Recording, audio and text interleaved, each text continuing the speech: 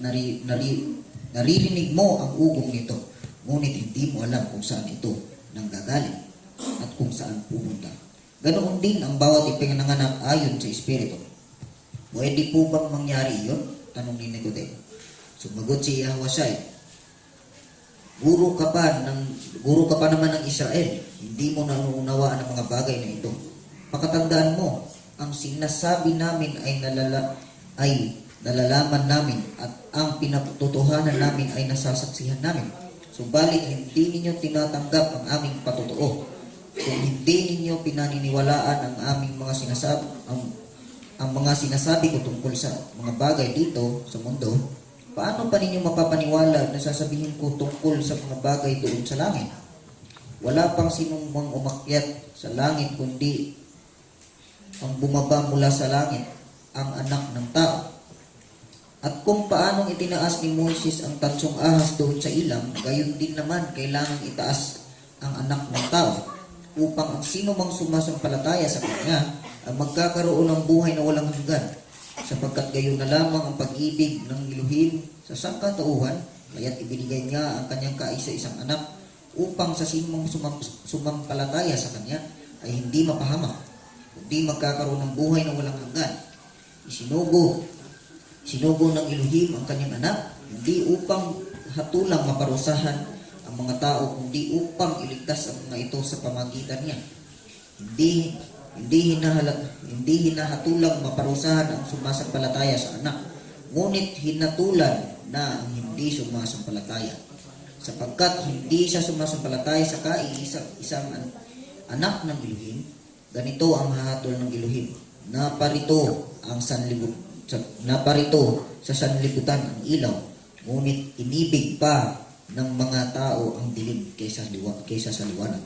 Sapagkat ang kanilang mga gawain ay masama, kinasusuklaman ng mga gumagawa ng masama ang ilaw. Hindi lumalapit dito upang hindi mahayag ang kanilang mga gawa. Ngunit ang namumuhay ayon sa katotohanan ay lumalapit sa ilaw upang maihayag na ang ginagawa niya ay pagsunod sa Elohim. Amen.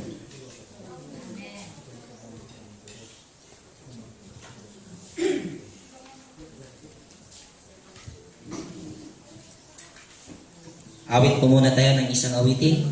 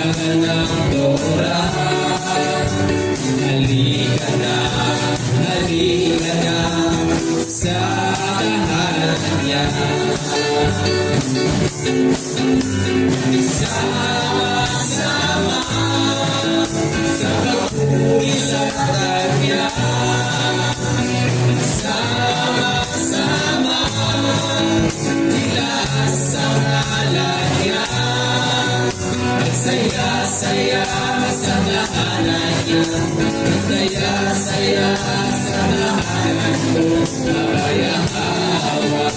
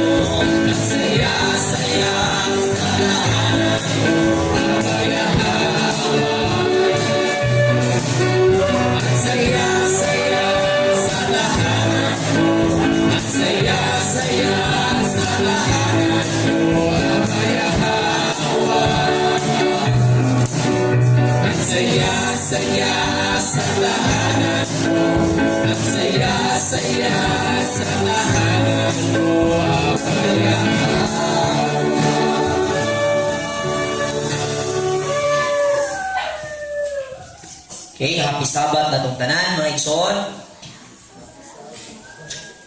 Welcome sa itong Torah discussion sa ani nga Sabat. O ang title sa itong pagatunan na hisgutanan karong hapuna, ang seremonya sa pagsaylo magsilbing usa ka timaan diha sa inyong kamot o usa ka pati diha sa inyong agtang.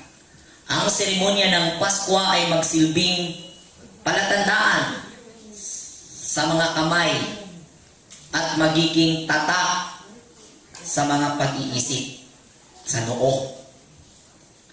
Yan po ang ating title na mababasa natin sa Exodus chapter 13 verse 9.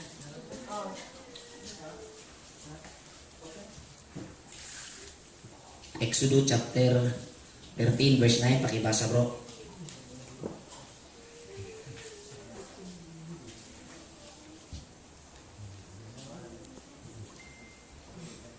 Exodus chapter 13 verse 9. Ang pag-alalang ito'y magiging isang palatandaan sa inyong kamay o sa inyong noo upang hindi ninyo malimutan ang mga utos ni Yahweh sapagkat inilabas niya kayo sa Ehipto sa pamamagitan ng kanyang dakilang kapangyarihan.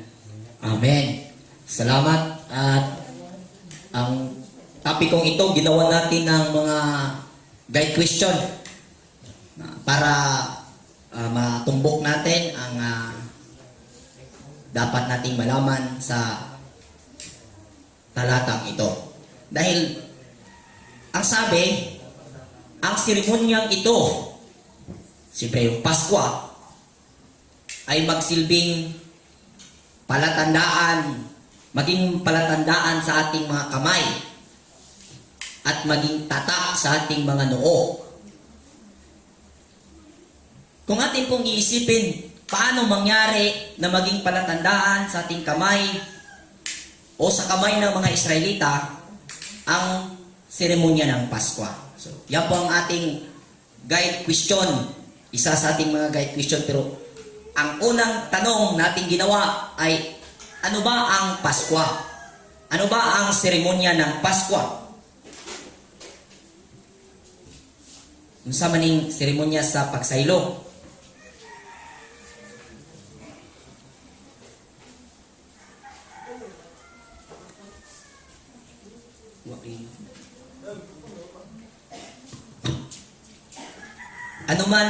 Ano ba itong Passover? May makapagbigay po ba ng opinion tungkol sa Passover? Sino nakapansin sa notebook? Nagdakan.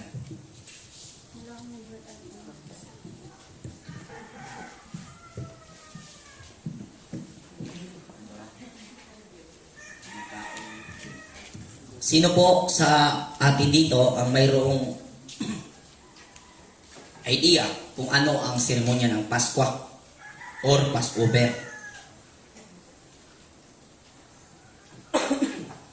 Mga nasa Zoom, ano po ba ang pagkakaintindi ninyo sa salitang Pasko? Ano ba itong seremonyang Pasko?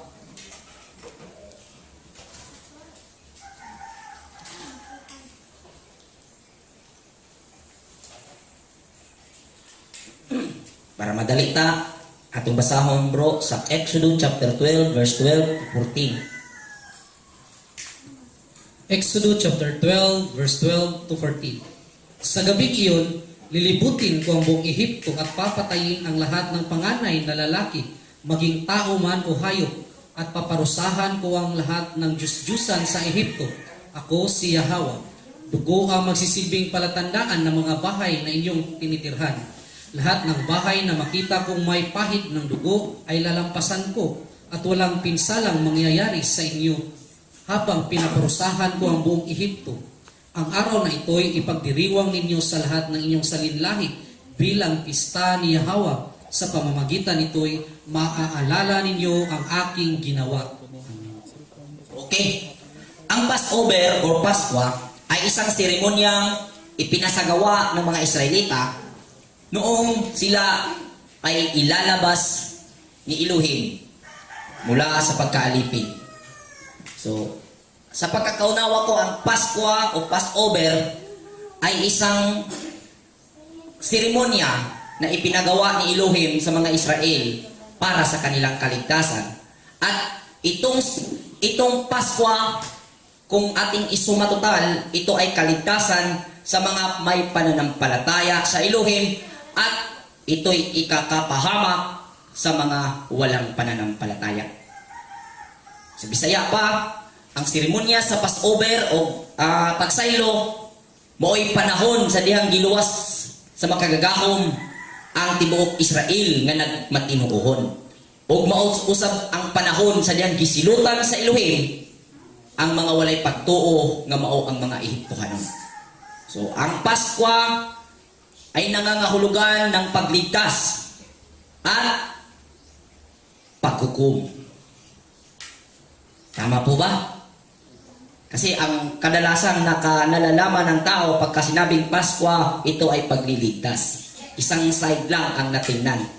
Pero kung tingnan mo yung dalawang side, naganap ang kaligtasan sa pamamagitan ng paghuhukom. Nahukman ang Ehipto sa gabing iyon at pinatay ni Aba sa pamamagitan ng kanyang anghel ang lahat ng panganay ng mga Ehipto at pati mga panganay ng kanilang mga kahayupan. So, yun ang Paskwa. Isang seremonyas na kung saan iniligtas ni Elohim ang may pananampalataya at pinatay ni Elohim ang mga walang pananampalataya. Yun po ang sumatotal na ibig iparating o ibig ipaunawa ni Aba sa seremonyas ng Paskwa. At ito'y sinabi sa verse 14 na ito'y tuntunin sa lahat ng panahon ng mga Israelita.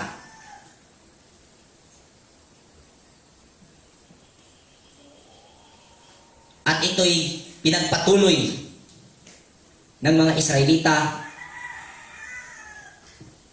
ang seremonyas na ito hanggang sa panahon ng Misaya. Ito'y ating nababasa na ito'y isinasagawa ng mga Israelita. Pero ika nga, hindi lahat ng gumagawa ay nakakaunawa. Kailangan po nating maunawaan ang buod ng Paskwa upang kung ito'y ating gagawin, magmumula sa ating puso. Ginawa mo dahil naunawaan mo. Ginawa mo dahil naunawaan mo na kailangan mong gawin bilang may pananampalataya.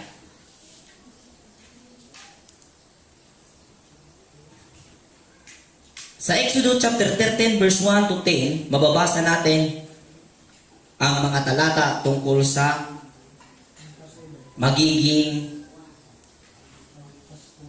palatandaan ang Paskwa sa ating kamay at noo. Pakibasa bro, mula 1 hanggang 10. Exodus chapter 13 verse 1 to 10. Sinabi ni Yahweh kay Moises, "Ilaan ninyo sa akin ang mga panganay, sapagkat akin ang lahat ng panganay na lalaki sa Israel, maging tao o hayop." Sinabi naman ni Moises sa mga Israelita, "Aalalahanin ninyo ang araw na ito ng inyong paglayag sa pagkaalipin sa bansang Ehipto. Mula rooy, inilabas kayo ni Yahweh sa pamamagitan ng kanyang kapangyarihan. Huwag kayong kakain ng tinapay na may pampaalsa. Umalis kayo ng Ehipto sa araw na ito ng unang buwan. Dadalhin kayo ni Yahweh sa lupaing ipinangako niya sa inyong mga ninuno, sa isang mayaman at masaganang lupain, ang lupain ng mga Kanineo, Hateo, Hiteo, Amorio, Hivita at Jebuseo. Pagdating doon, ipagdiriwang ninyo taon-taon ang araw na ito. Ang kakainin ninyo sa loob ng 7 araw ay tinapay na walang pampaalsa, at sa ika-7 araw ay ipagpipista ninyo si Yahweh. Tinapay na walang pampaalsa ang kakainin ninyo sa loob ng 7 araw, at sa panahong iyon, huwag magkaroon ng pampaalsa o tinapay na may pampaalsa sa inyong lupain. Sa araw na iyon, sasabihin ng bawat isa sa kanyang mga anak, ginagawa natin ito bilang pag-aalala sa pagliligtas sa amin ni Yahweh nang ilabas niya kami sa Ehipto. Ang pag-aalalang ito magiging isang palatandaan sa inyong kamay o sa inyong noo upang hindi ninyo malimutan ang utos ni Yahweh, sapagkat inilabas niya kayo sa Ehipto sa pamamagitan ng kanyang dakilang kapangyarihan. Gaganapin ninyo ang pag-aalaalang ito sa takdang araw taon-taon. Amen. Amen. Amen. Salamat. Dito po tayo nakabuo ng tanong. Dahil ang sabi, ito'y magsilbing paalaala at magsilbing palatandaan sa ating mga kamay. Sa ibang version, magsilbing palatandaan sa ating kanang kamay at maging tatak sa ating noo ang seremonya ng Paskwa. Ngayon po, sa unsang paagi, mga Bisaya, sa unsang paagi, nahimong ilhanan sa mga kamot ang seremonya sa Paskwa. Sa anong paraan maging palatandaan sa ating mga kamay o sa mga kamay ng mga Israelita ang seremonyas ng Paskwa.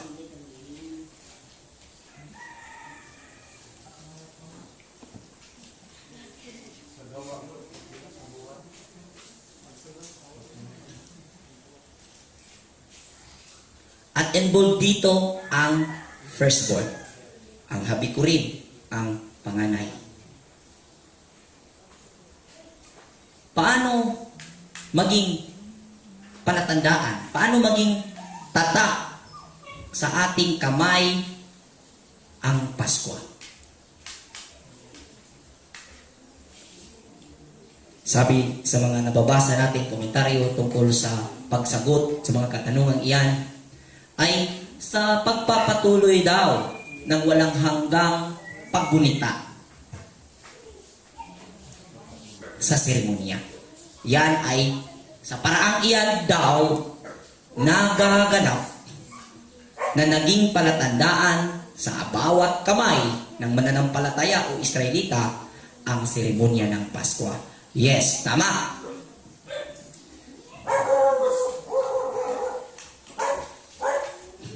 Pero, pagdating sa panahon ng Misaya, hindi lingid sa ating kaalaman na nagpapatuloy ang seremonya ng Paskwa, pero bakit naging corrupt ang aral ng Torah? Kung ito ay naging palatandaan. Kung hanggang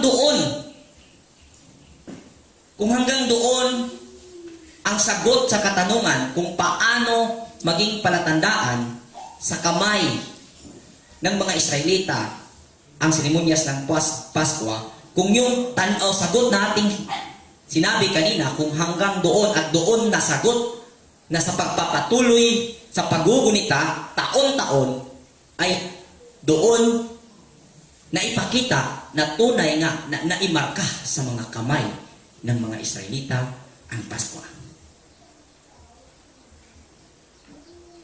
Mapapaisip ka, kapatid, kung tunay na naunawaan ang buod ng Paskwa, bakit naging nakurap ang Torah?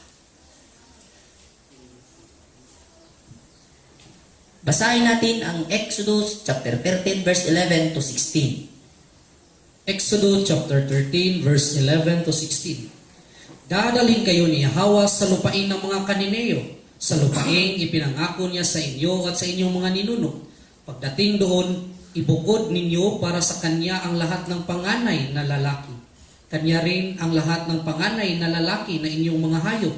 Lahat ng panganay na lalaki ng mga asno ay tutubusin ninyo ng tupa. Kung ayaw ninyong tubusin, baliin ninyo ang leeg nito. Tutubusin din ninyo ang mga anak ninyong panganay. Darating ang araw na itatanong ng inyong mga anak kung bakit ninyo ginawa ito. Sabihin ninyo sa kanila na kayo'y iniligtas ni Yahweh mula sa pagkaalipin sa Ehipto sa pamamagitan ng kanyang kapangyarihan. Sabihin ninyo na nang magmatigas ang paraon at ayaw kayong payagang umalis sa Ehipto, pinatay ni Yahweh ang lahat nilang panganay, maging tao o hayop. Ito ang dahilan kaya ninyo inihahandog sa kanya ang lahat ng panganay na lalaki. Ngunit ang anak ninyong panganay ay inyong tinutubos. Ang paghahandog na ito'y magsisilbing palatandaan tulad ng tatak sa inyong kamay o sa inyong noo. Ito'y pag-alala sa ginawa ni Yahweh nang kayo'y ilabas niya sa Ehipto sa pamamagitan ng kanyang kapangyarihan. Kanina sa ating nabasa sa Exodus 13 verse 9, ang seremonyas ng Pasko ang palatandaan sa noo at kamay ng bawat Israelita o bawat mananampalataya. Pagdating dito sa chapter 13 verse 16, yung paghandog ng lahat ng panganay, yun ang maging marka sa kamay at noo bilang paalaala na ang Israel ay niligtas ni Aba sa pamagitan ng kanyang makapangyarihang kamay mula sa pagkaalipin ng Ehipto. May tubag din. Ano ang basahan? Tubag.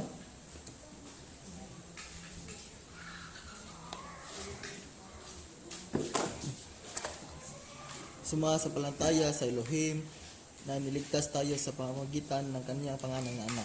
At ang Misaya nilinis ang ating kasalanan sa pamamagitan ng tugo. Titaas natin ang Misaya na may pakumbaba. Itaas na may pakumbaba. Alaman natin yan. So,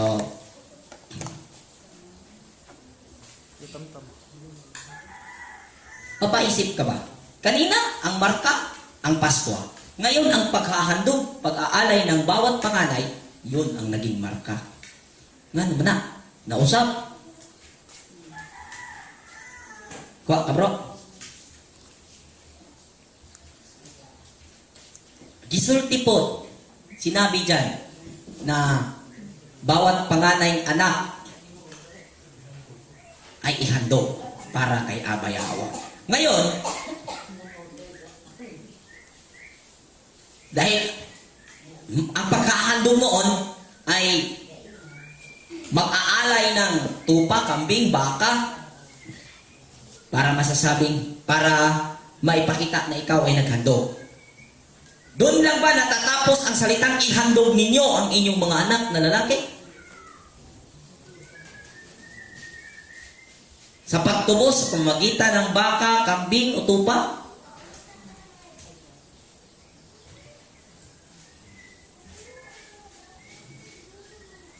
Sa pagkakaunawa ko po, ang paghahandog ng anak na panganay ay hindi doon sa pamamagitan ng pagtubos, kundi sa pamamagitan ng pagturo mo sa Torah sa kanya. At base sa aking nasaliksik, ang salitang panganay ay hindi po tumutukoy sa panganay, literally.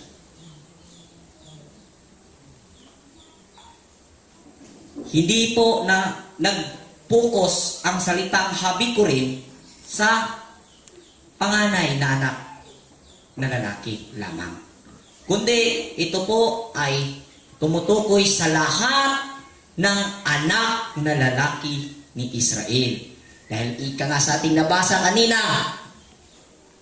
sa Exodus, nung inutusan si Moises ni Elohim, sabi niya, gawin mo lahat ng milagro na iniutos ko sa iyo.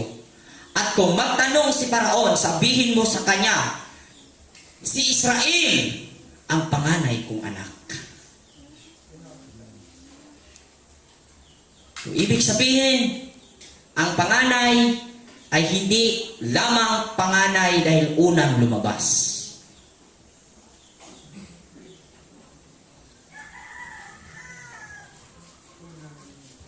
Sa Numbers chapter 3 verse 2, pakibasa bro.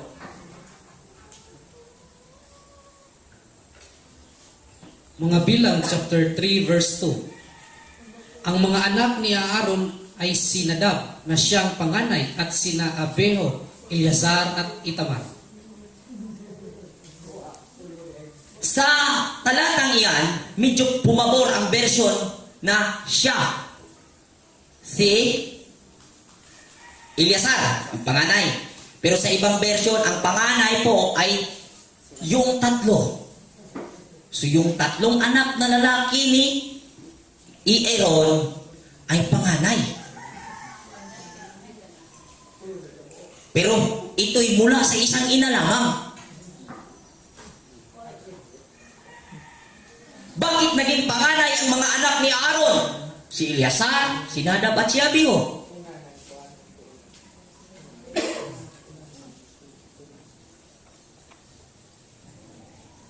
Sa Numbers chapter 3 verse 12. Basahin mo po. Mga Bilang chapter 3 verse 12. Pinili ko ang mga Levita bilang kapalit ng mga panganay na lalaki, kaya sila'y para sa akin. Pinili ni Aba ang mga Levita bilang kapalit sa mga panganay. So, yung Levita lahat, panganay na. So, hindi pala guni-guni yung ating pagkaunawa doon sa Numbers chapter 3 verse 2. Yung tatlong anak ni Aaron ay ang turing ni Aba panganay. Ngayon, mas matindi. Ang turing niya sa lahat ng Levita, panganay.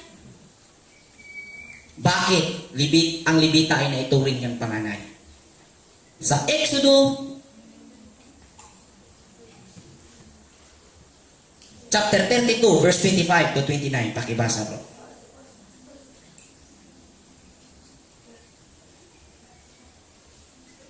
Exodus chapter 32 verse 25 to 29. Nakita ni Moises na nagkakagulo ang mga tao sapagkat sila'y pinabayaan ni Aaron na sumamba sa Diyos-Diyusan at naging katawa-tawa sila sa paningin ng mga kaaway na nakapaligid.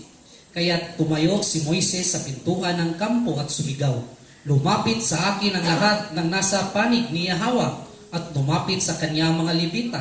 Sinabi niya sa kanila, "Ipinasabi ni Yahweh ng Elohim ng Israel, kunin ninyo ang inyong mga tabak, galugarin ninyo ang buong kampo at patayin ang lahat ng inyong makita, maging kapatid, kaibigan o sinuman."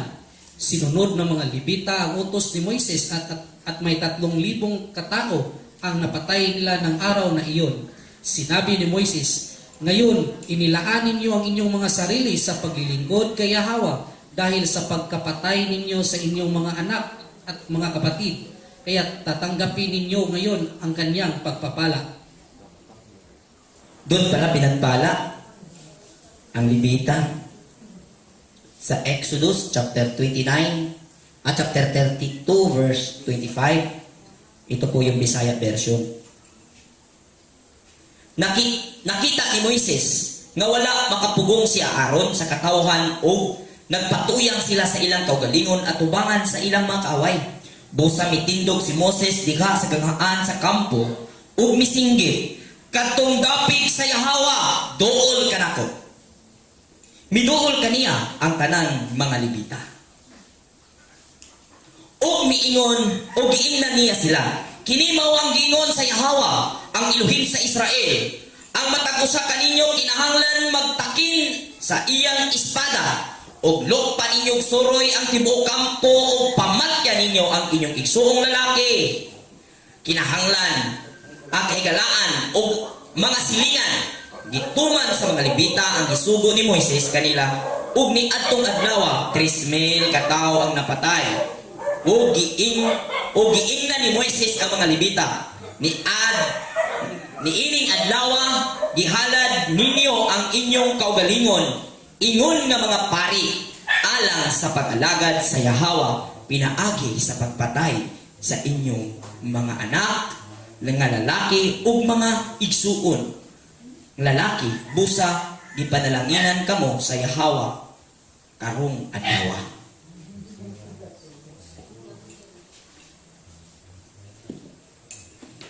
Bakit naging panganay ang Levita, bro? Dahil pumaslang, pumatay.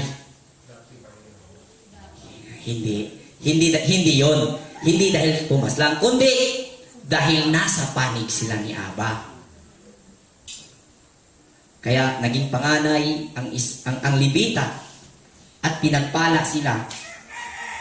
At sabi ni Moses, ngayon sa araw na ito, kayo'y magiging pare at kayong iyong mga sarili ay maging handog sa Yahawa. So ibig sabihin, yung panganay tumutukoy at nagpapaunawa o pinaunawa, ipapaunawa na yun ay handog. Hindi handog, hindi natatapos doon sa paghahandog ng tupa, baka o kambing, kundi sa pagpanig mo sa Elohim, ikaw ay maituturing na panganay at pari.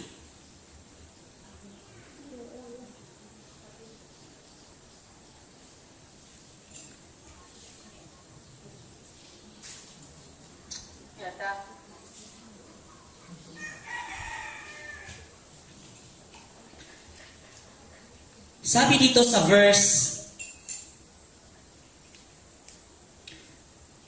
29, giingnan ni Moises ang mga Levita. Niining adlaw gihalad ninyo ang inyong kaugalingon, ingon nga mga pari alang sa pag-alagad sa Yahawa.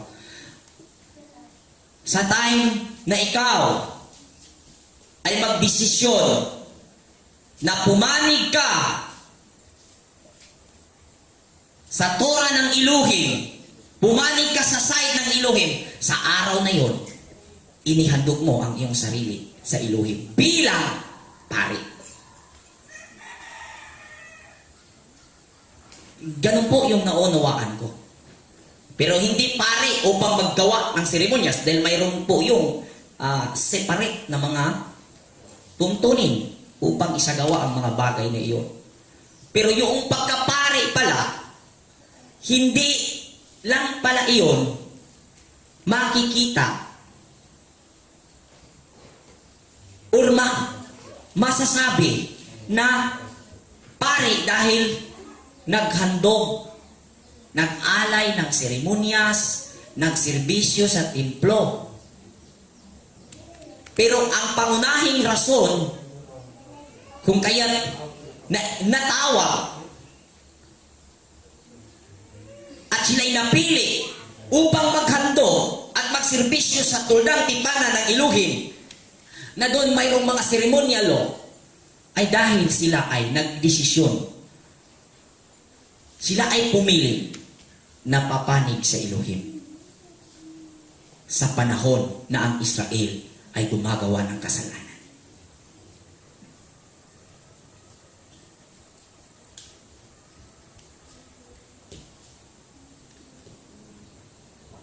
Ingon ng mga pari sa pag-alagad sa Elohim, pinaagi sa pagpatay ninyo sa inyong anak nga lalaki ug igsuon lalaki busa, ipanalanginan ka sa Yahawa karong adlaw. Kanina nabasa natin sa bungad ng istorya nung nagsabi si Moises, ang panig sa Elohim lumapit sa akin. Takbo ang lahat ng Levita. Ngayon, nung pumatay na ang Levita, sa bandang konklusyon sa huli, ang pinatay niya, anak na lalaki niya at kapatid na lalaki. Kung doon sa kapatid na lalaki, yes, yung ibang tribes. Pero pag sinabing anak na lalaki, ipinatay niya, magtataka ka.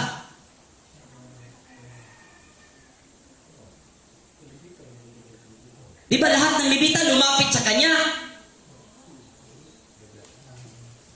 Dahil nung sinabi ni Moises, kasunod na salita, ang lahat ng Levita lumapit kay Moses. Pagdating sa bandang huli, ang sabi, ngayong araw na ito, kayo'y naging pare. Dahil sa pag inahandog ninyo ang inyong sarili kay Aba. Dahil pinatay ninyo ang inyong anak na lalaki, kapatid na lalaki at kaibigan.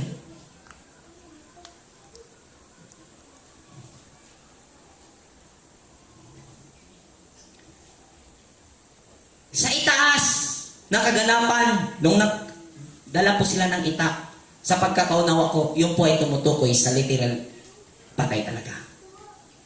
Patay talaga ang tuyo ato. Patayan talaga.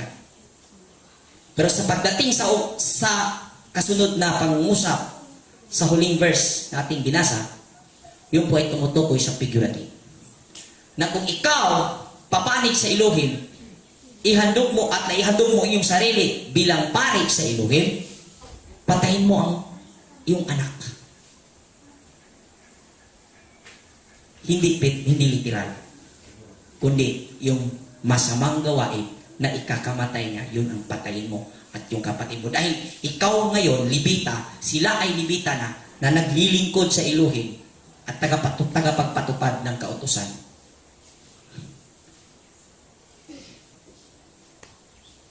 Napaka lalim po ng mensahe ng salitang ating nabasa, na kung saan patagal na na hindi ito naunawaan. Hindi sa nagbataas tayo, pero tinignan po natin yung realidad base sa ating binasa. Dahil sa baba o sa itaas, lumapit lahat. Pagdating sa baba, ang pinatay, anak na lalaki, di Levita yun.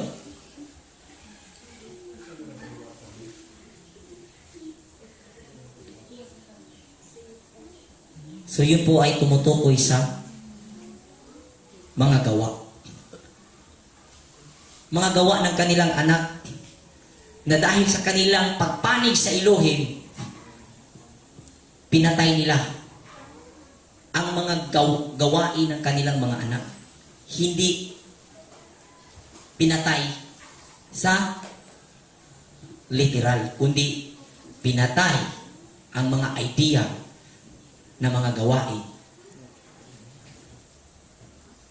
Dahil sila ay pumanig sa Elohim.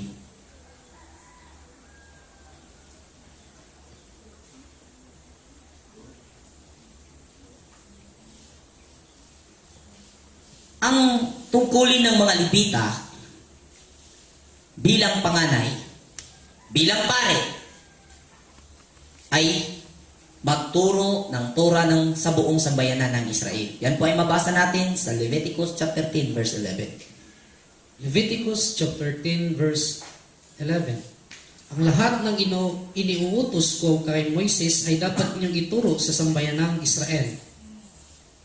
Yan po, sa salita niyan, kung ating pong tingnan, ang sinabihan po dyan, maiksi ang version ni Bro Alban, ang sinabihan po dyan ay ang mga Levita. Nasa kanila bilang panganay, bilang pare, ang pagturo sa kautusan ni Elohim na ibinigay kay Moses. Bilang panganay, bilang pare. Hindi nakabase sa panganay na literal. Hindi porke panganay, siya na yung magtuturo.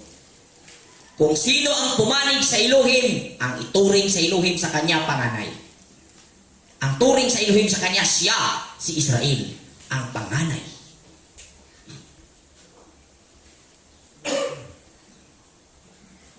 Kaya, yung marka na sinasabi, na sa anong paraan, naging palatandaan sa ating mga kamay ang seremonyas. Naging marka sa ating kamay ang seremonyas ng Pasko. At pagdating natin sa verse 16, yung paghandog sa anak na panganay, ang magiging palatandaan.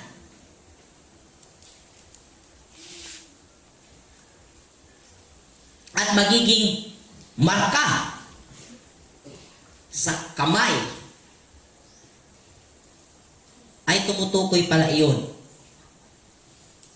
na ang lahat ng anak ni Israel na lalaki ay kailangan magturo sa Torah.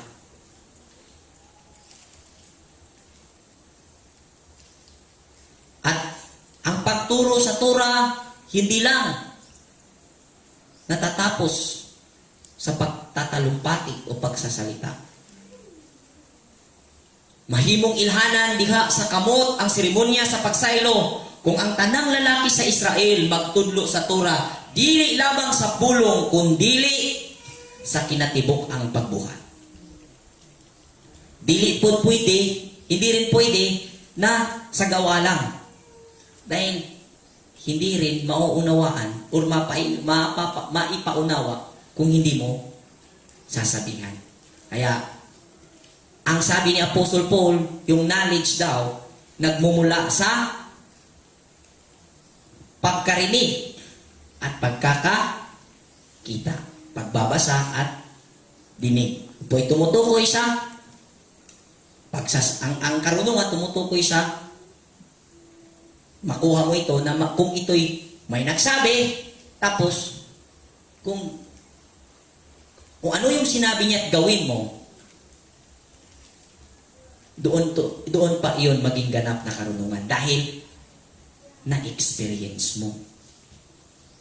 Kung hindi mo yan na-experience, hindi yan matatawag na karunungan. Yan ay maituturing na knowledge. Dahil theory ka lang.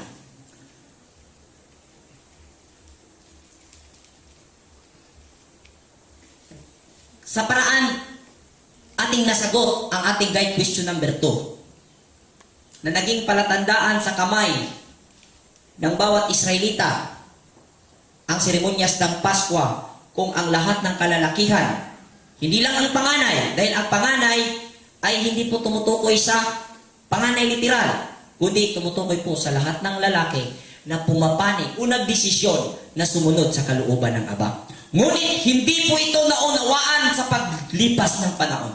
Hindi naunawaan ng Israel kung kaya't nakurap ang Torah. Hindi na naunawaan ang buod ng salitang marka sa kamay. Nanatili sa kanilang pag-unawa na habang ginugunita ang Pasko, yun na ang marka sa kamay. Dahil iginugunita daw ang Pasko. Ngunit hindi lang po roon natatapos. Dahil atin pong mababasa sa Isaiah chapter 1, verse 2, 3. Isaiah chapter 1 verse 2 to 3. Makinig ang kalangitan, gayon din ang kalupaan, sapagkat si Yahweh ay nagsasalita. Pinalaki ko't inalagaan ang aking mga anak, ngunit naghimagsik sila laban sa akin. Nakikilala ng baka ang kanyang Panginoon at ng asno kung saan siya pinapakain ng kanyang amo. Ngunit hindi ako nakikilala ng Israel. Hindi ako nauunawaan ng aking bayan. Okay? Pamati o kalangitan o patalinghong uyuta. Sa puntong ito, tinawag ni Elohim ang tinawag ni Moses na dalawang saksi sa nung nanumpa ang bayan ni Israel na kanilang susundin at gagawin ang lahat ng salita ng Elohim. Kaya tinawag ni Elohim yung dalawang witness, ang langit at ang lupa. Kay nagsulti ang Yahweh, giatiman ug gipatubo ko ang akong mga anak. Apan misukol sila kanako, ang baka nakaila sa iyang tag-iya, ug ang asno nahibalo sa pasungan sa iyang agalon. Apan ang Israel nga akong katawhan wala makasabot ug wala makailah kanako. Pero kung ating ipagpapatuloy ang verse na ito o talatang ito, mababasa po natin na ang Israel dito ay nagpapatuloy sa kanilang mga selebrasyon. Pista ng bagong buwan, lahat ng pista ay ipinagpatuloy po nila. Dahil ang pagkaunawa nila, yun, sa pagpapatuloy sa mga gawain yun, yun ang marka, naging marka sa kanilang kamay. Pero hindi po iyon ang gustong ipaunawa ni Elohim. Ang pagpapanatili sa kabutihan, ang pagpapanatili sa hustisya, at ang pagpapanatili sa katarungan, yun ang marka sa ating kamay kung tayo'y patuloy na gagawa doon. Hindi sa seremonyas nakikita. Hindi sa seremonyas lamang. Kung kaya't maging kampante ka, nagawa ko ang seremonyas, nagawa ko ang sabat, nagawa ko ang new moon na pagsamba, nagawa ko ang lahat ng kapistahan. Nagawa ko yan ng Israel noon. Ngunit ang sabi ni Elohim, ayaw ko na sa inyong mga handog.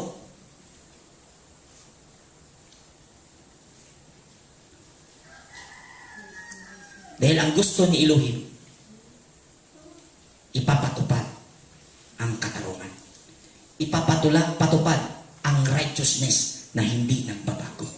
Yun ang marka na dapat maunawaan ng mga Israelita. At ito'y hindi nila nauunawaan.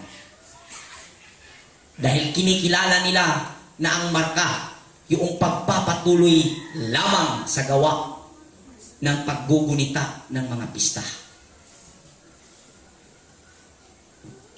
Ngunit hindi po doon lamang natatapos ang salitang marka sa ating kamay. Kundi yun lamang ang palatandaan na ikaw ay namarkahan. Kaya't ginugunita mo ang mga pista. Hindi rin pwedeng sabihin mo na namarkahan na sa katarungan, hostisya at kabutihan ang iyong kamay at hindi ka nagsilibrar ng pista. Hindi ka naggugunita ng Sabat, New Moon, lahat ng Sabat ng Elohim. Dahil yun ang palatandaan na ikaw ay righteous. At hindi iyon ang maging basihan upang ikaw ay kilalaning righteous. Yun ay palatandaan na ikaw ay righteous. Nakuha niyo po ako? At yan ang hindi naunawaan ng Israel noon, kung kaya't galit ang Elohim at hindi tinanggap ang kanilang mga handog. At sa panahong ito, sa aking pagkaunawa, sa muling pagbangon sa munting community ito, gusto ko na maunawaan ng bawat mananampalataya ang buod ng gawain, ang buod ng lahat ng pista. Hindi yan ang basihan. Hindi ang Passover, ang pagsali mo sa seremonya, ang basihan upang ikaw kilalaning matuwid. Dahil marami ang gumagawa niyan. Ngunit yan ang palatandaan na ikaw ay matuwid. At pwedeng gayahin ang palatandaan. Ngunit yung gawa ng mga tunay na matuwid ay hindi magagaya. Marami po ang nagsilibra ng pista. Marami po ang nagsasagawa ng Paskwa. Dahil sa pagkaunawa na yun ang paraan upang ikaw ay kilalanin righteous sa harap ng Aba. At yun ang ikinabagsak ng Israel na pagkaunawa na dala-dala nila.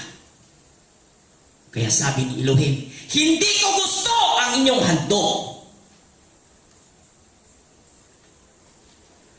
Kaya sa nalalapit na Passover, magpamarka tayo sa ating mga kamay.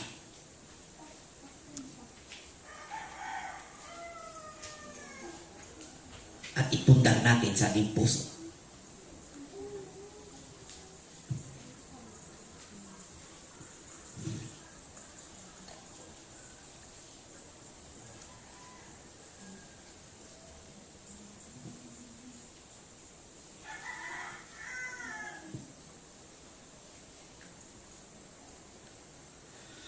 Ayaw kong may maniniwala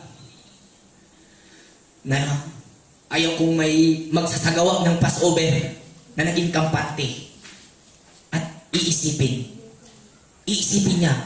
Ayaw ko na iisipin ng mga nagsasagawa dito sa loob ng Torah community na ito ay righteousness. Ito na ang basihan ni Aba. Mapabilang ako sa righteousness. No. Hindi yan. kundi palatandaan yan na ikaw ay righteous.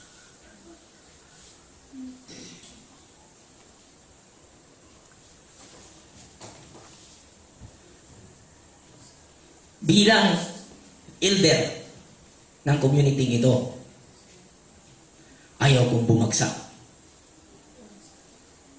ang pananampalatayang itong bumangon sa huling panahon. Ipundar natin ito sa tama. Gawin natin ang mga seremonyas ng may tamang pag-unawa.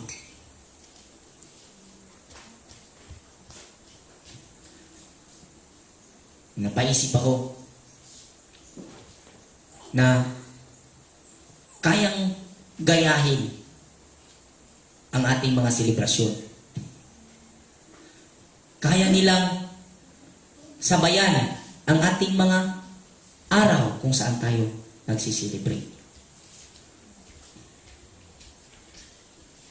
Pero yung gawa natin sa pang-araw-araw ay hindi nila masasabayan. At yun ang righteousness. Pwede silang magpanggap. Pero tatamaan sila sa sinasabi ni Elohim sa huling mga araw. Hindi lahat ang tumatawag sa akin, Yahweh, Yahweh, Elohim, Elohim, Adonai, Adonai, ay makakapasok sa kaharian ng Elohim. Sasabihin ng Elohim, depart from me, ye violators of the Torah.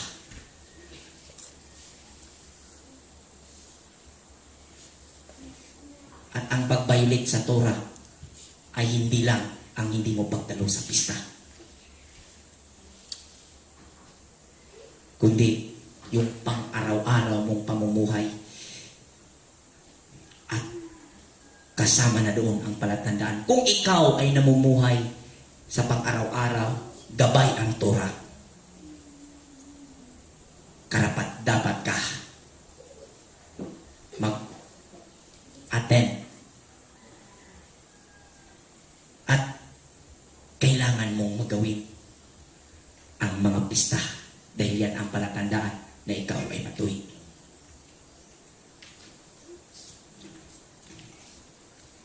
Ito ang hindi nauunawaan ng Israel sa paglipas ng panahon. Magtaka ka. Kaya mayroong mga Kristiyano nagtatanong, bakit nyo pa binalikan ang mga seremonyas na yan? Bakit nyo pa binalikan ang mga selebrasyon na yan? Yan ay kinapuputan ng Elohim!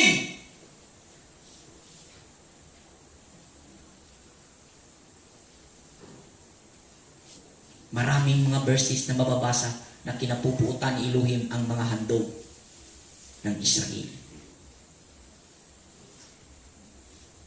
Dahil sila'y naghahandog, nagsiselebrate ng pista at hindi namumuhay sa makatarungang pamumuhay na aayon sa Torah. Kaya useless mag-attend ka ng Paskwa dahil ang pinupursige mo, yun ay marka sa iyong kamay bilang patunay na ikaw ay righteous. Hindi doon natatapos ang palatandaan, kundi yun isa sa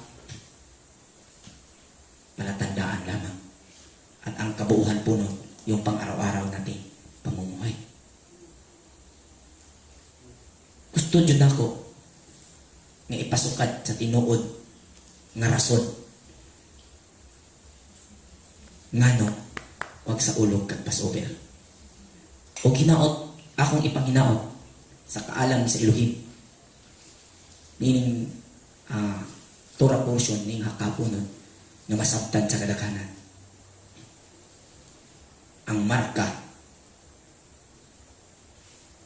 diha sa matag usa. Gusto kong maunawaan ang bawat isa.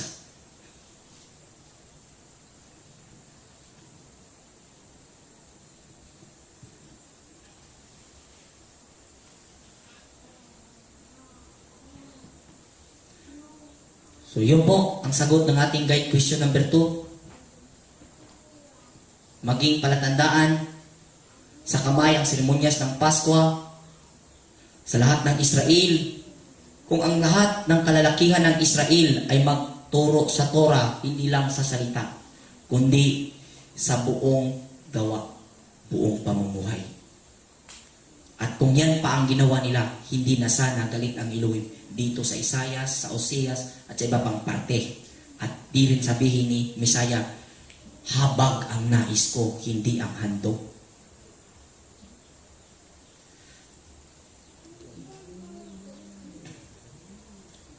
Habang nalalaman at nakikita ko ang pwedeng sabihin sa community ito, sasabihin at sasabihin ko. Dahil tungkulin ko ang sabihin ito. Tungkulin ninyong sundin kung ang pag-aanalisan nyo tama. Pero kung hindi tama ang pagka-aanalisan nyo, malaya kayo. Walang magpapabigat.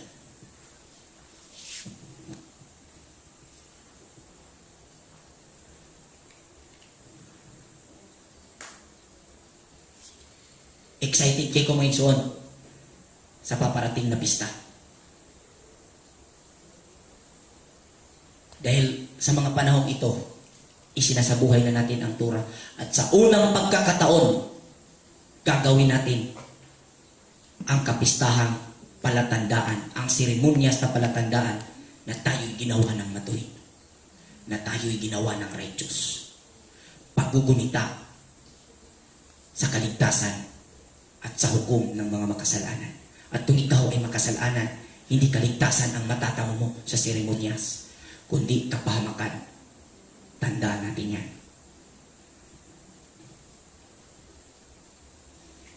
Dadako tayo sa guide question number 3. Sa unsang paagi, mahimong patik sa una-una ang seremonya sa Pasko.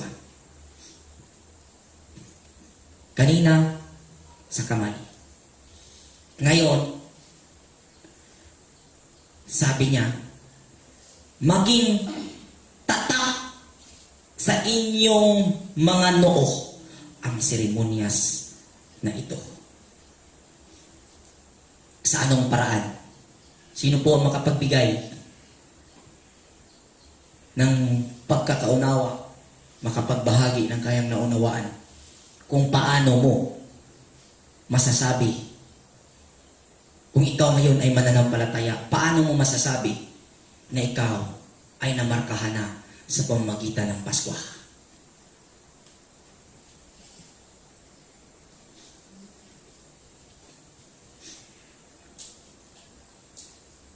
Sino po sa atin dito? Nasa Zoom, pwede pong magsagot.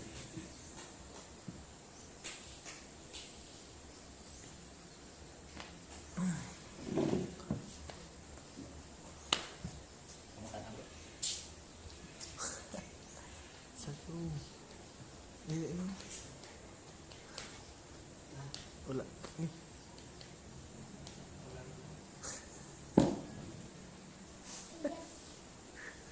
Puta na rin. Mga taga-Zoom, sino po yung makapagbigay ng explanation? So, sa paagi, mahimong patik sa huna-huna ang seremonya sa pagpasaylo.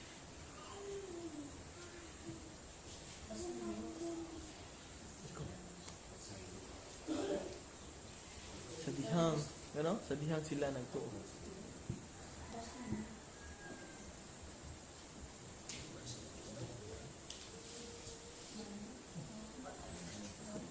Na ay?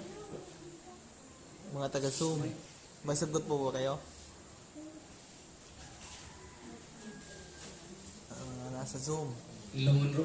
Mukhang nalaglag ata. Madunggan ra? Nalaglag po ba kami? Okay? Wala. Paano kung di kayo mamarkahan ito dahil hindi nyo naunuan? Ang mamarkahan, yun lang na kakaunawa. Pero alam ko po na hindi lahat ng nakakaunawa ay makakapagsalita. Pero mayroong mga mapagkunwari, makapagsalita, pero hindi nakakaunawa. Nagigits niyo po yun? Maraming hindi makapagsalita, pero nakakaunawa. Pero marami ring mapagkunwari, nakakapagsalita, pero hindi nakakaunawa. At kadalasan po yan sa mga ngaral sa huling panahon na kung saan nagpapalamig ng pag-ibig sa tao sa salita ng Elohim.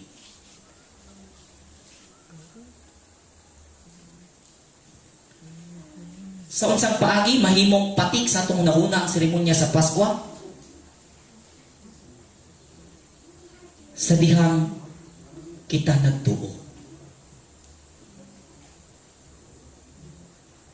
Maging tatak sa ating pag-iisip noo ang seremonyas ng Pasko kung tayo'y naniniwala o sumampalataya.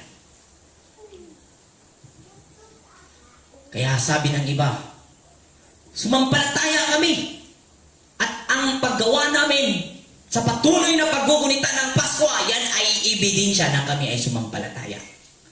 Tama rin. Tama? Ibig bang sabihin, maraming nag-celebrate ng Passover, yan na ang palatandaan sa pananampalataya?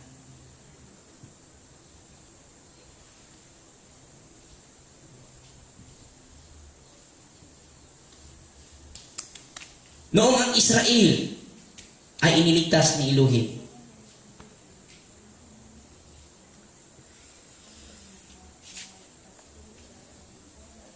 nung ginawa nila ang seremonyas at nagpahid sila ng dugo sa hamba ng kanilang mga pintuan, yun ay ebidensya ng kanilang pagsampalataya, pagtiwala, or yun ang gawa ng kanilang pananampalataya. Ngayon, yun ang, yun noon. Ebidensya ng kanilang pananampalataya sa Elohim, kung kaya't sila iniligtas, nung sinabi ni Elohim na ipahid ang dugo sa hamba ng mga pintuan. Yun ang gawa sa pamagitan ng kanilang pananampalataya.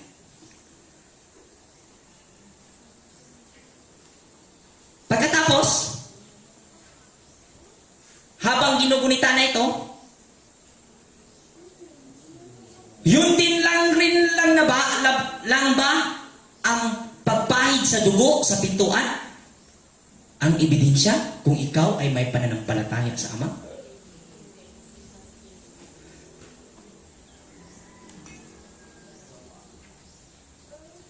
Marami ang nagpapatuloy sa Pasko, seremonya. Dahil yun daw ang ebidensya ng pananampalataya.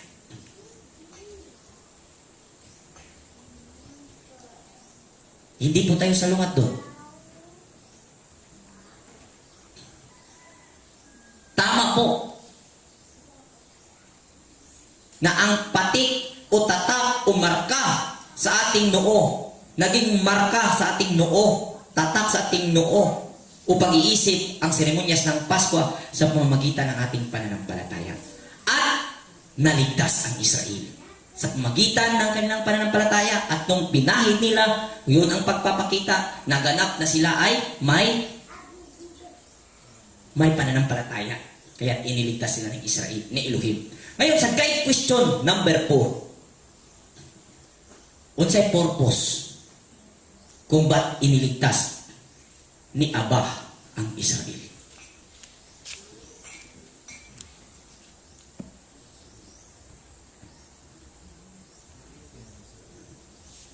Ha? Sino po ang makapagbigay ng opinion? Bakit iniligtas ni Elohim ang Israel? Sabi ng iba, dahil sa pangako niya kay Abraham. Bakit napangakuhan si Abraham? Hindi tayo matatapos. Okay.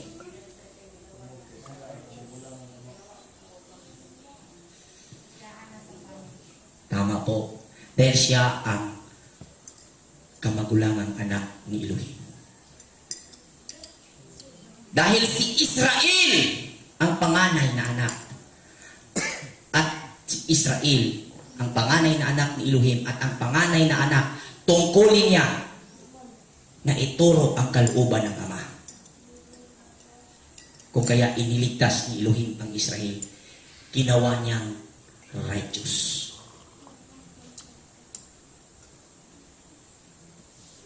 Ngayon, magtanong ka, nasagot na yung tanong kung ito yung tanong mo. Sa dami-dami ng tao sa buong mundo, million, billion ang tao sa buong mundo, bakit ako pa, Elohim? Bakit? Salamat, Elohim. Ako nasama sa pagpili mo. Masasagot ngayon ang tanong mo, kapatid. Dahil angkan ka ng panganay na anak ni Elohim na si Israel. Kung kaya, iniligtas ka sa pamagitan ng iyong pananampalataya. Para saan ka? Bakit iniligtas ka? Dahil habag-kurin ka. Ngayon, para saan? Ano ba ang tungkulin mo? Upang ituro mo ang kanyang kalooban. Sa dinami-dami ng tao sa mundo nito, nagtanong ako, Elohim, nganong ako pa man? Ngawa man siya kapasidad.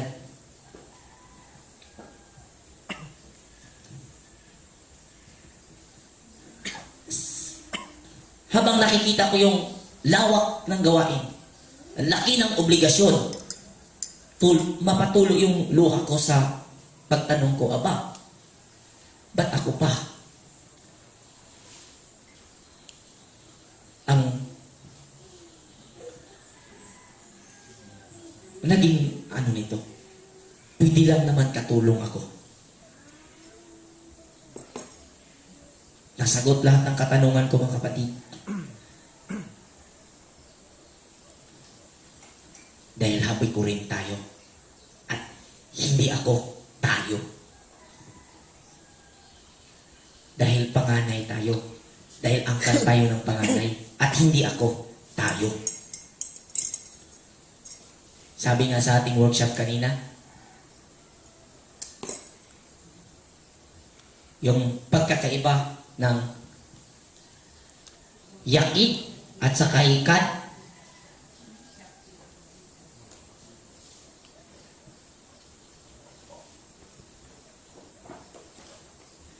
inutusan tayo ni Elohim na magkaisa sa ano ba yun?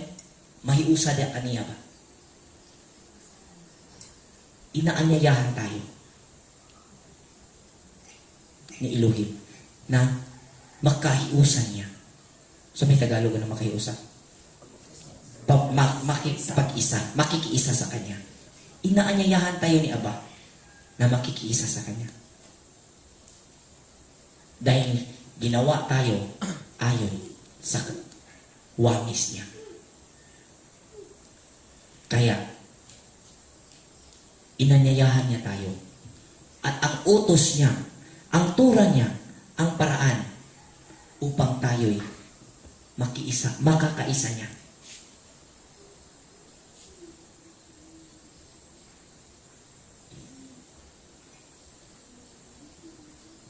O ang mga pista, lahat ng mga kapistahan ay mga gawain upang doon tayo magsaya.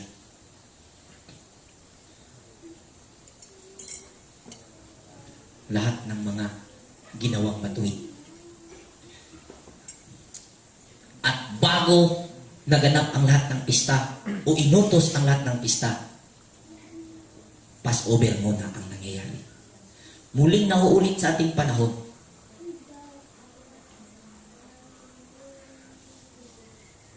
Papalapit ang Passover. Ganap na mamarkahan po tayo sa kamay at sa noo.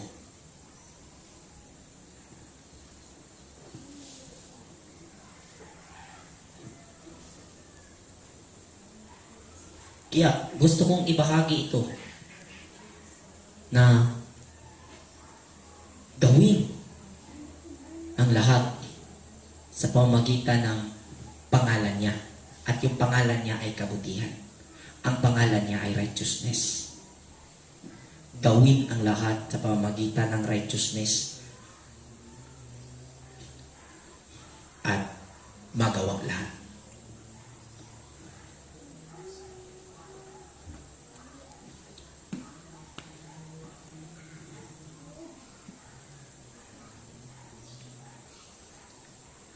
Karon,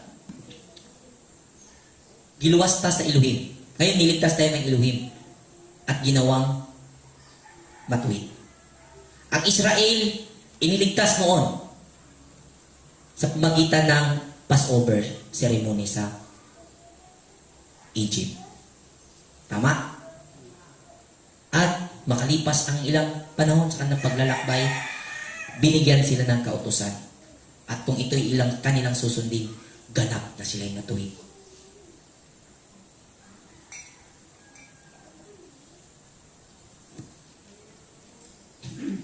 Karon sa ato, nganong giluwas man ka sa Misaya? Sa atin, dahil paggulong ng panahon, nakurap ang Torah, yun na nga, hindi naunawaan ng mga Israelita, nagpapatuloy ang seremonyas, nagpapatuloy ang pista, nagpapatuloy ang lahat ng gawain, mga kapistahan, ngunit yung gawa sa pang-araw-araw na kung saan Torah ang ma-implement, hindi na naisasagawa at hindi na naging katanggap-tanggap ang pista. Maging katanggap-tanggap lang po ang alay kung ikaw ay namumuhay sa kanyang Torah. Kaya si Israel, nagalit si Elohim. Dahil nakurap ang kanyang pangunawa. Kaya ipinadala ang Misaya. At yun ang handog na pangkalahatan, once and for all. Na kung saan, mababasa natin sa John chapter 3, verse 14. John chapter 3 verse 14 to 17.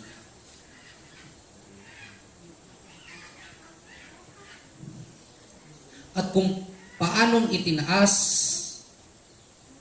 ni Moises ang tansong ahas doon sa ilang, gayon din naman, kailangang itaas ang anak ng tao upang ang sinumang sumampalataya sa kanya ay magkaroon ng buhay na walang hanggan. Sapagkat gayon na lamang ang pag-ibig ng Elohim sa sangkatauhan, kaya't ibinigay niya ang kanyang kaisa-isang anak upang ang sinumang sumampalataya sa kanya ay hindi mapahamak, kundi magkaroon ng buhay na walang hanggan. Isinugo ng Elohim ang kanyang anak, hindi upang hatulang maparusahan ang mga tao, kundi upang iligtas ang mga ito sa pamamagitan niya. Amen. Kung paanong itinaas ni Moses ang tansong ahas sa wilderness, sa ganung paraan itataas din, sa gayon itataas din ang anak ng tao, ang Misaya, at kung sino ang sumampalataya ay magkaroon ng buhay na walang hanggan. Simple lang. Maniwala ka na siya ay pinatay? Ligtas ka na? Ganun lang kasimple ang eksplanasyon ng mga Kristiyano. Simple lang, bro. Paniwalaan mo lang na siya ay nagpakamatay sa iyo. Sa krus sa Kalbaryo. Maliligtas ka na. At malilinis ang lahat ng kasalanan mo sa pamamagitan ng pangalan niya. Ganun lang ba yun kadali?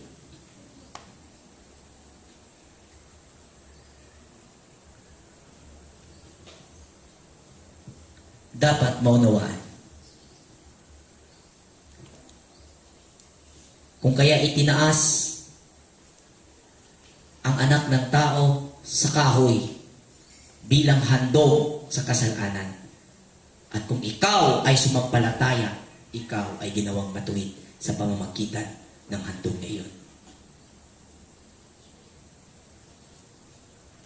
At kaya itinaas iyon upang maging paalaala na wag ka nang gagawa pa ng kasalanang sinasadya. Dahil hindi na muli pa siyang ipapako sa kahoy para iligtas ka. Ang ating paggugunita sa papalapit na Passover ay ang paggunita po natin na tayo'y ginawang matuwid. At kung naunawaan mong ikaw ay ginawang matuwid, wag na wag mong subukang gagawa ng kasalanan dahil hindi niya aariin ang sinumang lumabas tangan sa kanyang pangalan. Dahil wala ng handog para sa sinasadyang kasalanan. Hindi tayo magsasagawa ng pagpapahid ng dugo upang mapatawad ang ating kasalanan, kundi upang igunita ang panahon o ang simbolo o ang seremonyas ng pagligtas ni Elohim at pagparusa sa mga makasalanan at ginawa kang matuwid. Sa Hebrews chapter 10 verse 26 to 28. Hebrew chapter 10 verse 26 to 28. Matapos nating malaman at tanggapin ang katotohanan at magpatuloy pa rin tayo sa pagkakasala, wala nang handog na maialay pa para sa ikapagpatawad ng ating mga kasalanan. Ang naghihintay na lamang sa atin ay ang kakilakilabot na paghuhukom at ang naglalagablab na apoy na tutupok sa mga kaaway ng Elohim. Ang mapatunayang lumabag sa kautusan ni Moises batay sa patutuo ng 2 o 3 saksi ay walang awang pinatay. Okay? Noon, kung sino mang mapapatunayang lumabag sa kautusan ni Moses, i-correct natin, kautusan ni Elohim na ibinigay kay Moses, mapapatunayan ng 2 o 3 saksi ay mamamatay. Dahil constitution ang Torah noon. Ngayon, hindi kailangan ng 2 o 3 saksi upang patunayan na ikaw ay makasalanan sa harap ng Elohim. Dahil nasisiyasat niya ang bawat sarili ng bawat isa. Kung iniisip ninyo matindi noon sa panahon ni Moses, dahil Torah ang konstitusyon at kung mapatunayan ng 2 o 3 saksi, mapatay ka. Dahil linabag mong sadya ang kautusan ng Elohim na ibinigay kay Moses, mas matindi ngayon. Dahil hindi na kailangan ng saksi, dahil naitaas na ang anak ng tao sa kahoy. At kung ikaw ay may pananampalataya, magsilbing paalaala yun na wag kang gagawa uli ng sadyang kasalanan, ng sinasadyang kasalanan. Dahil wala nang handog pa na iaalay para sa sinasadyang kasalanan.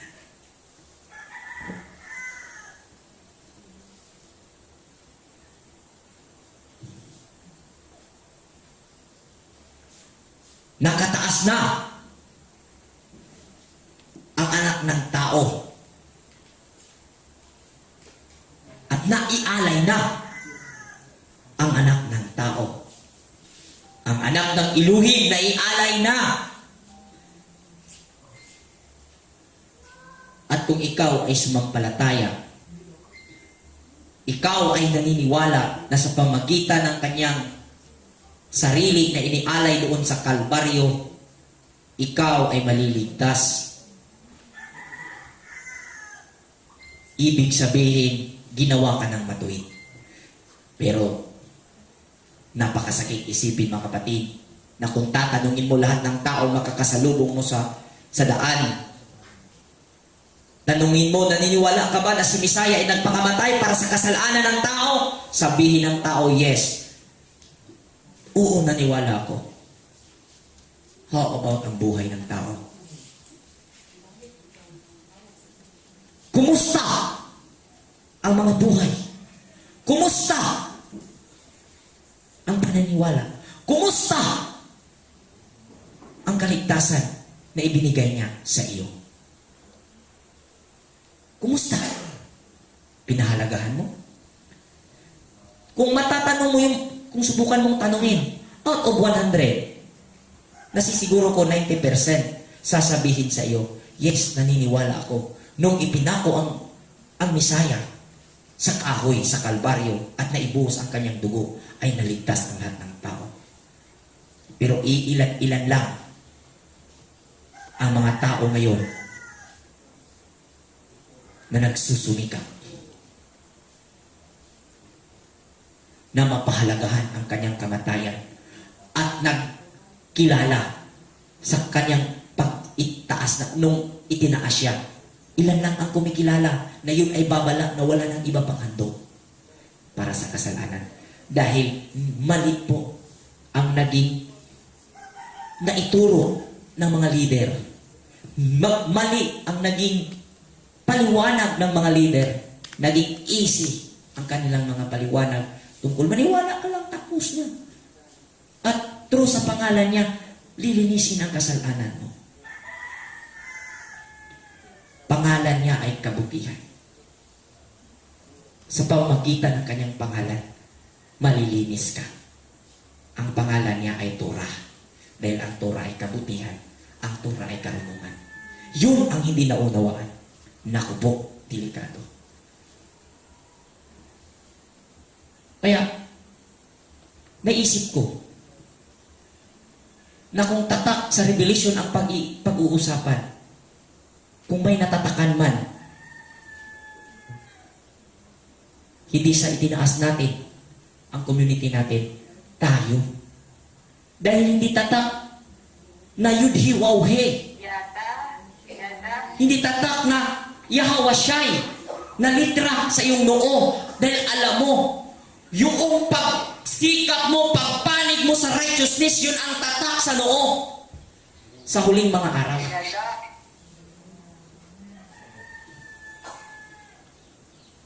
Kaya nasa tatakan tayo. At kung tunay na ikaw ay may tatak sa noo, kung tunay na righteousness ang tatak sa noo mo, kilalanin mo na naitaas na ang handog at hindi na muli pang ihandog at wala nang ibang handog. Kaya hindi ka na pwedeng gagawa ng kasalanan. At righteous ka na nung inaniwala ka na siya'y itinaas. Righteous ka na nung inihandog siya, nung naniwala ka dahil ang purpose nun, kaya siya'y itinaas at inialay para gawin kang righteous, para gawin tayong righteous. Sa pamamagitan ng pangalan niya, dahil ang pangalan niya, reputation yun, na kung saan naparito ang anak ng Elohim upang ituro sa atin ang tunay na kahulugan ng Torah na nasusulat sa Matthew chapter 5 verse 17 pababa. Ngunit sadyang na iba ang katuruan ng mga tao. Yung tatak naging pangalan, yung tatak naging pangalan ng simbahan, yung tatak, yung alam ang pangalan, dahil Yahweh siya'y, naku po,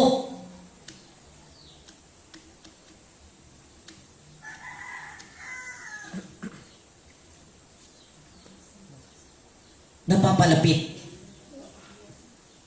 ang palatandaan na ikaw ay natatakan sa papalapit na Passover. Gawin natin ang palatandaan na tayo ay may tatak sa noo. Hindi tayo gagawa sa Passover upang matatakan. Gawin natin dahil yan ang palatandaan na may tatak tayo sa ating mga noo at may tatak tayo sa ating mga kamay. Maraming nagsisikap. Ngunit, masasayang lang ang kanilang pagsisikap. Igo na nga sa makadaghang higayon napukan ang Israel. Igo na nga napukan ang kasaysayan sa tumang katigulangan. Sadyang wala nila matugkad o wala matisok sa ilang kasing-kasing ang tinuod nga katungdanan sa pagkamatarong. Sapat na yun. Sapat na ang kasaysayan ng pagbagsak ng ating mga kaninunuan.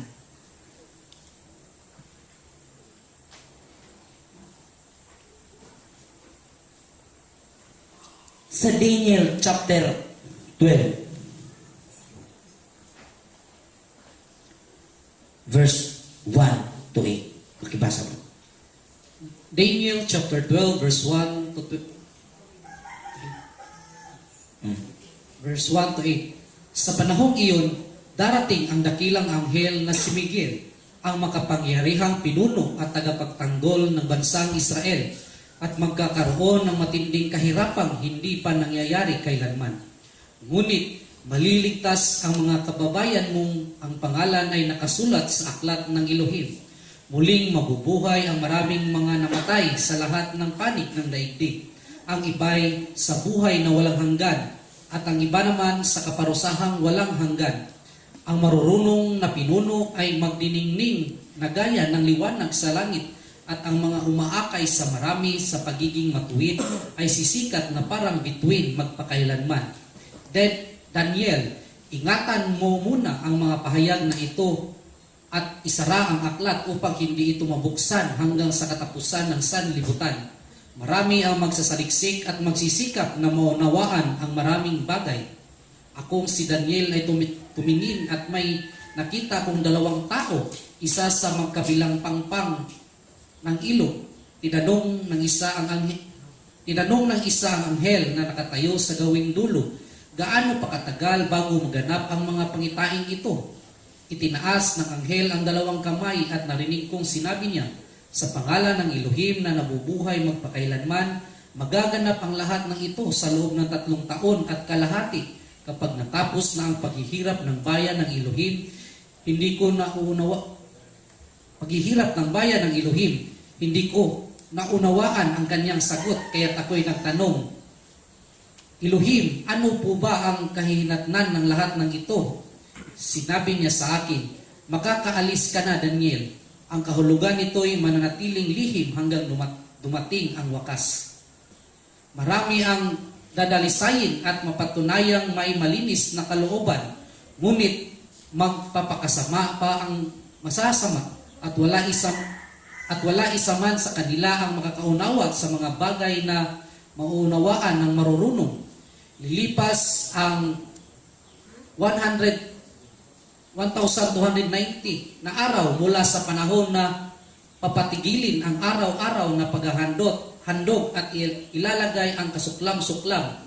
Mapapalad ang mananatiling tapat hanggang sa matapos ang 1,335 days. Daniel, maging tapat ka nawa hanggang sa wakas. Mamamatay ka, ngunit muling bubuhayin sa huling araw upang tanggapin ang iyong gantimpala. Amen. Mayroong sinabi ang Elohim. Sabi niya, sa araw na yon, may mensahe siya, marami ang magsasayang ng kanilang pagod. At tatanungin ko po kayo, base sa naibahagi ko pong kaunawaan kung bakit natin ito gagawin. Nakakatiyak po ba kayo na hindi masasayang ang pagod natin? Base sa inyong nauunawaan kung bakit po natin gagawin ang seremonyas ng Pasko o ang lahat ng pista, matitiyak niyo po ba na hindi masasayang ang pagod natin? Parang hindi yata ninyo natitiyak, mga kapatid. Yes, amen. Nakakatakot po ang sitwasyon sa huling mga araw. Ang sabi, maraming magpapagod, maraming magpakahirap, ngunit masasayang ang kanilang paghihirap. Marami pong nagsilibrar ng Pasko. Maraming sumampalataya sa Elohim. Maraming tumatawag sa Elohim. Maraming nag-aaral ng Torah. Ngunit ang sabi ng Elohim, ng mensahe ng kanyang anghel, marami ang magsasayang ng kanilang pagod. Bakit? Dahil hindi mauunawaan ng masasama. Siyempre, yung righteousness na gawain mo na naaayon sa Torah,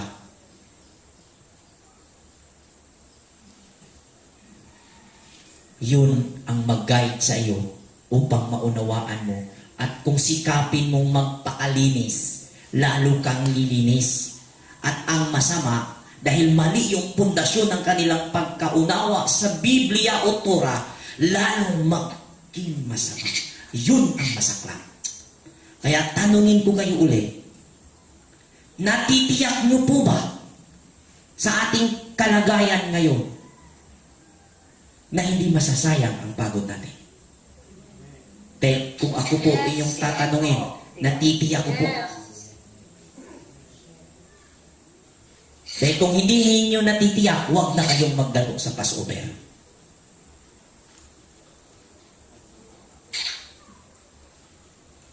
Dahil hindi pwede ditong init-init, bugnaw-bugnaw. Hindi pwede ditong mapagkunwari. Kung hindi mo natiyak ang ating naibahagi sa Sabat na ito, kung kaya't gagawin natin ang Passover, huwag ka nang mag-attend ng Pasko. Mapapahama ka lang. Gawin natin ito ng buong puso. Dahil kung hindi, masasayang lang ang pagod mo. Masasayang lang ang pagod natin.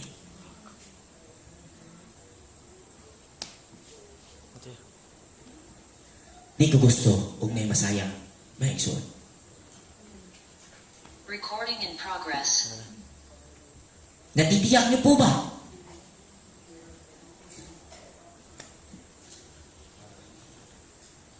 Natitiyak niyo po ba na sa pamagitan ng ating nauunawaan sa Torah ay hindi masasayang ang ating paghihirap, ang ating pagsisikap, ang ating isasagawa ng mga selebrasyon, ang pagpapagod natin? Natitiyak niyo po ba na hindi ito masasayang? Yes.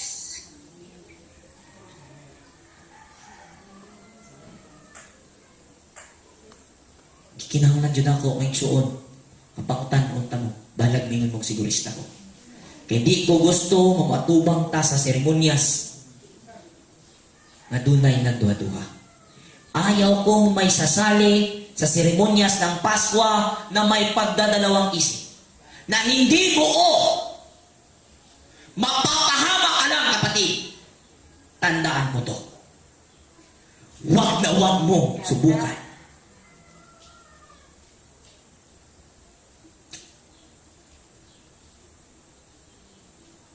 Mapapahama ka lang. Kaya, tiyakin mo ang iyong naunawaan. Dahil ang Pasko ay kaligtasan at kapahamakan. Dalawa po yan.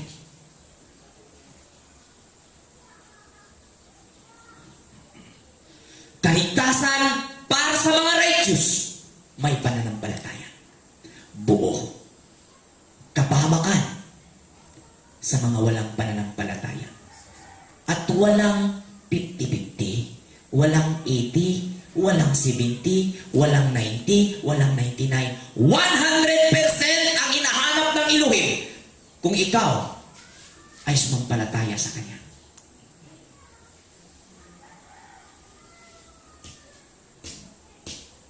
Kaya may sinturon, may tungkod, may sandalyas.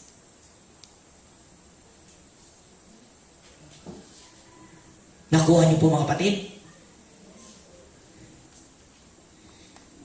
Wala tayong maging every Sabbath sa pagpapatuloy natin habang papalapit ang Passover. I-remind ko palagi ang tungkol sa Passover. Dahil kung sasali kayo at kulang kayo sa pagkaunawa dahil hindi ko ginawa bilang habikurin, bilang panganay, pananagutan ko. Gawin ko, ipaliwanag sa inyo at tungkulin ninyo, karapatan ninyo kung sundin ninyo o hindi. Kaya ako nagtatanong, tiyak ba ninyo ang ating gagawin ay hindi pagsasayang at pagpapagod lamang? Baka barkada lang dahil okay dito, maayos dito, maganda dito. Hindi po pwede yun.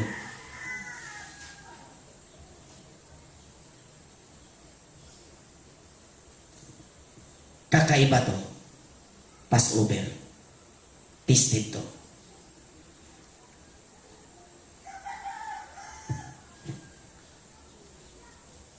Ang markahan, yung may marka sa puso. Ang markahan, yung may marka sa kamay, yung may gawa. At kung mabasa po natin, sa huling mga araw, mabubuhay ang mga patay. Pero huwag kang mag-alala, ang bayan mo na Israel, ang mga pangalan nila ay nakasulat sa aklat ng buhay. Ano ba si Israel? Habikurin, panganay. Ano ba ang panganay? Tagapagturo ng Torah at siyempre, pag nagturo ng Torah, hindi sa salita lamang, ginagawa po yan.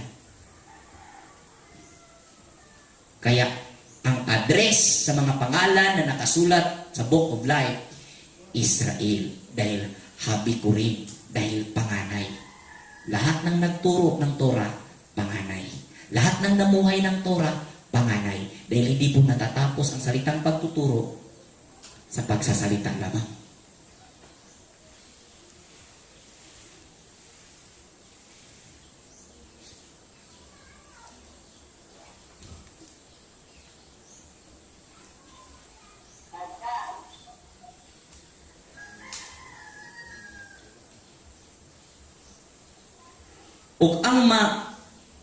Ug ang mga may haik nga sa labutan musidla sama sa kahayag sa kawanangan. Ug kadtong mga nagpadangat sa daghan ngadto sa pagkamatarong sama sa mga bituon hangtod sa panahon nga walay tinong. Bisan hangtod sa kahangturan. Yung mga matalas ang pangunawa, maging between sa langit na nagniningning. Doon matutupad ang pangako ni Aba kay Abraham na yung angkan mo maging kagaya sa between sa langit. Gusto mong mapabilang doon dahil tuli ka, dahil nagtora ka, maging matalas ang pangunawa. Hindi para sa paggawa ng masama, kundi sa paggawa ng kabutihan. Kaya, be wiser than the serpent. Be humble like a dove. Ayaw pag minaro, aron sa pagbuhat o dautan. Pag minaro, aron sa pagbuhat o matarong. Pildi ka kanunay kung magminaro ka sa sayad sa dautan. Kaya nagpataas, ipaubos.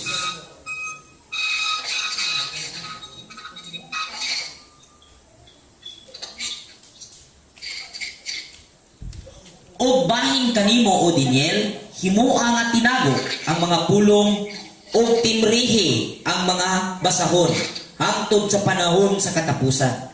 Daghan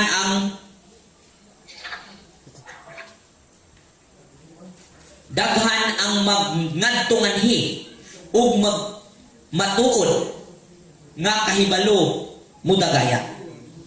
Daghan ang madtungari. Marami ang maghahanap.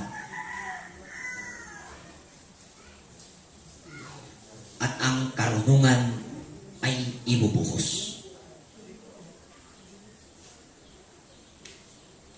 Verse 5. Ug nakita ko, ako nga si Daniel, ug tan-awa, dahil laing duha ka nagbaro. Ang usa ni ining tampiha sa sapa, ug ang usa ni adtong tampiha sa sapa. Unya, ang usa mingon, ngadto sa tao nga nasuluban sa lino, nga didto sa ibabaw sa katubigan sa sapa. Unsa ang kadugayon hangtod sa katapusan sa katingalahang mga butang. O nadungog ko ang tao nga nasuluban sa lino, nga didto sa ibabaw sa katubigan sa sapa, sa dihang iyang giisa ang iyang tuong kamot ug ang iyang walang kamot ngadto sa kalangitan, ug nanumpa sa ngalan sa usa nga buhi hangtod sa panahong walay tino. Kini mo'y alang sa usa ka tinudlong panahon. Tinudlong mga panahon o katunga, usa diha sa mga matapos nga mga pagdugmo sa gahom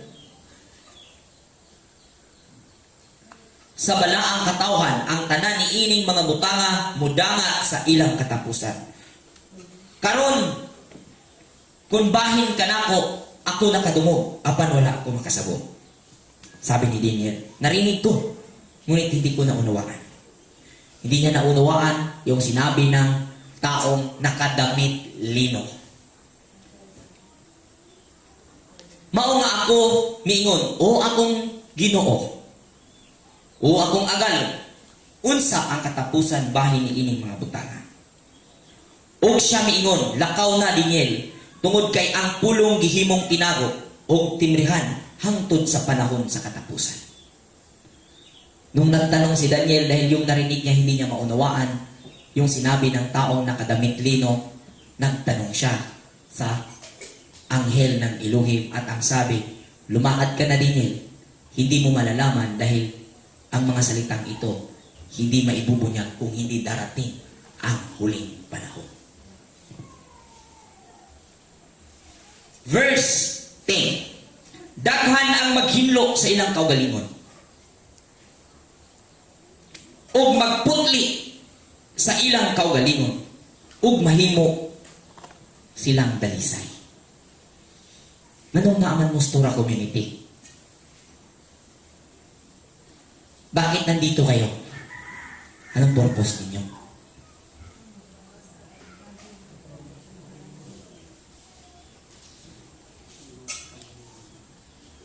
Kayo mga nasa Zoom, bakit kayo nag-attend? Bakit kayo nagpapabilang? Bakit kayo nasa loob ng Torah community? Anong pakay ninyo? Anong layunin ninyo? Anong purpose ninyo? Para maligtas?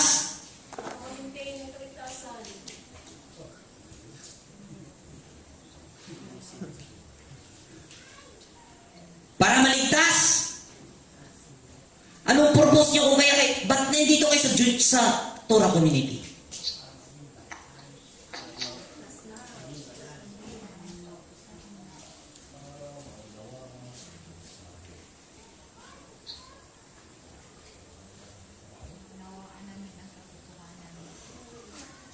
Mga nasa Zoom, kay hilumon kayo. O sa purpose, ngayon nga mo sa Torah community. Naniid? Bro, kasama rin yung yung kaligtasan at saka yung to walk with righteousness doon sa will ng Ama. To live, to walk in righteousness according to the will of Ama. Amen. Salamat sis. Naparito tayo. Dahil niligtas na tayo. Hindi para maligtas. Naparito tayo dahil nalaman natin nung itinaas ang anak ng Elohim, niligtas tayo at ginawang righteousness. Ginawang righteous. Kaya nandito tayo upang maglinis ng ating mga sarili. Dahil hindi ibig sabihin, ligtas ka na, malinis ka. Iniligtas ka dahil marumi ka.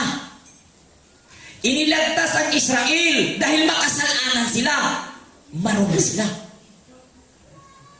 At nung niligtas ka, anong gawin mo? Marumi ka. Maglinis ka sa pamamagitan ng kanyang pangalan. Ang pangalan niya ay kabutihan. Ang pangalan niya ay Torah, aral ng Elohim. At yun ang paraan upang malinis ang bawat isa. Kaya tinanong ko kayo mga kapatid, tiyak ba ang inyong nauunawaan na ang ating ginagawa ay hindi pagpapagod?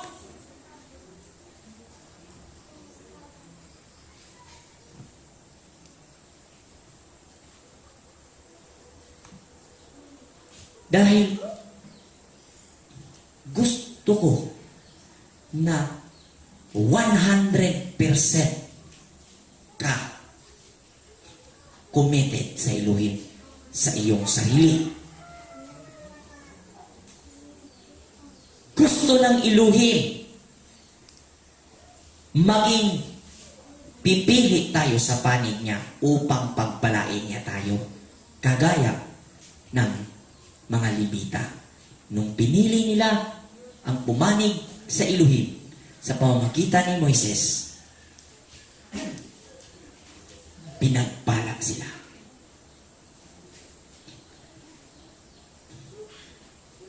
Kaya, nawa po mga kapatid, naunawaan ang mensaheng ito at nakakapagbigay kaliwanagan kung kaya't gagawin natin ang mga pista. Sana nawa nasagot ang mga katanungan nyo sa sarili nyo na bakit sa dinami-dami ng tao, ikaw ngayon nandito. At bakit mo isiselebrate ang pista? Para masaya? Para magpuri? Sa Elohim? Para makiisa? Para makiisa sa Elohim? To become one sa Elohim? To be ikan? Amen yan. Kaya, yung ibang goal ng tao, bakit ka naglilingkod sa Elohim? Para magkaroon ng buhay na walang hanggan. Para maligtas. Para makakain sa bunga ng kahoy ng buhay. Hindi yan ang goal ko. Pero kung ibibigay yan ng Elohim, dahil ako'y umiibig sa Kanya, at gagawin ko ang kalooban niya, salamat, Elohim. Salamat po ng marami. Magandang hapon. Shabbat Shalom. Shalom Aleichem. Shalom Aleichem.